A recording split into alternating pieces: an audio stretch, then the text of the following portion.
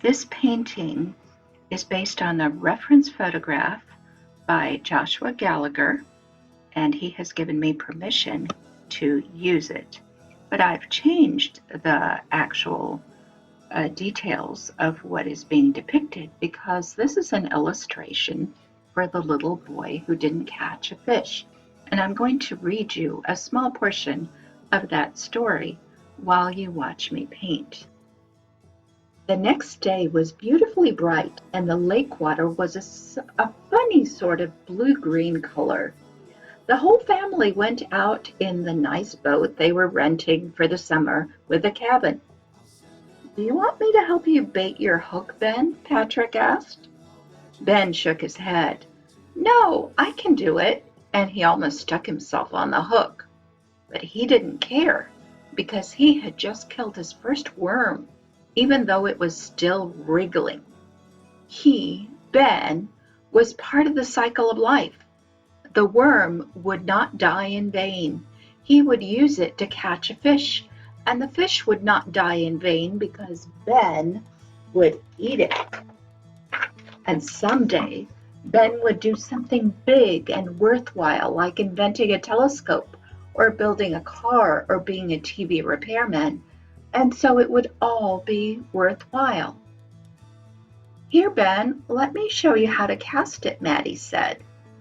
"No, I can do it myself," Ben said, almost hitting Sissy in the eye by mistake. "Be careful there, son," Patrick said. Then they all sat down to wait for the fish to bite, each with a rod of his own.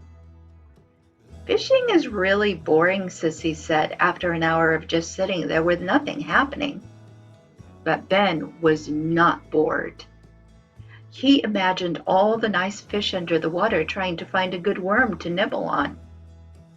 "I hate fishing," Sissy said after 2 hours when nothing had happened. "Can we go home now? I'm hungry." But Ben wasn't hungry.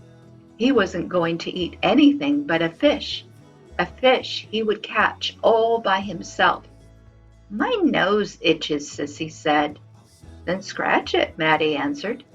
"I can't," Sissy said. "I have to hold on to the stupid rod."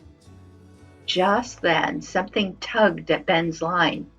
At first he wasn't sure, but the line tensed up and he had to stand up to keep from tipping into the water.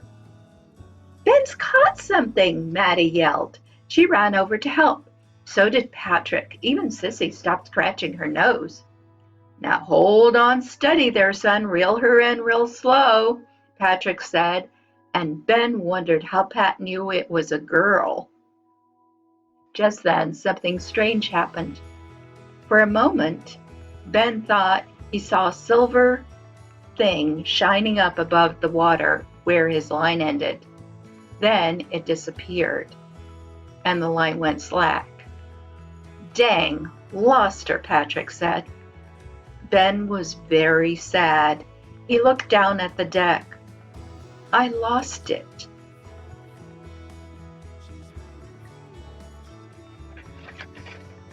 Maddie said, "Don't worry, Ben. You'll catch another fish. This is a very good sign. Why, the rest of us didn't even get a nibble." And Patrick said, "Yeah, I think we'll call it a day. You did well, son. I bet you catch one tomorrow." But he was wrong. The next day, Sissy caught a fish. She didn't even try. She was just sitting there fidgeting. She had only been sitting there 2 minutes when she hooked a big one, about the length of her skinny, freckled forearm. Ben stared at it flopping at the bottom of the boat. He stared at it that night on the serving plate. In the next few weeks, Maddie and Sissy caught 7 apiece, and Patrick had 5, but they were bigger, and Ben caught no fish at all. After the 3rd day, Patrick started charging Ben and Sissy 5 cents for a jar of worms. He said it would teach them the value of money.